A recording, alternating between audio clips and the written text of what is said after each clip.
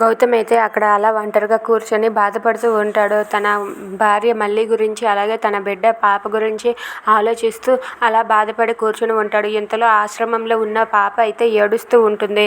అలా ఏడుపు వినగానే గౌతమ్ అయితే ఏంటి ఎక్కడో పాప ఏడుపు వినిపిస్తుంది, పాపేనా అని చెప్పి పాప దగ్గరికి అయితే పరిగెత్తుకుంటూ వెళ్తాడు. ఇక ఆ పాప ఎక్కడ ఉందో అని చెప్పి అక్కడికైతే పరిగెత్తుకుంటూ వెళ్ళగా ఇంతలో అక్కడికి ఒక ఆమె వచ్చి ఎందుకమ్మా ఏడుస్తున్నావు అని చెప్పి పాపను ఓదార్చుతూ ఉంటుంది. ఇక ఆ పాప వాయిస్ విని గౌతమ్ అయితే ఈ పాప గొంతు అచ్చం నా కూతురు గొంతులాగానే ఉంది, నాకెందుకు ఆ పాప నా పాపే అనిపిస్తుంది అని చెప్పి గౌతమ్ అయితే ఆ పాప ఎక్కడ ఉందో చూడడానికి పరిగెత్తుకుంటూ వెళ్తాడు.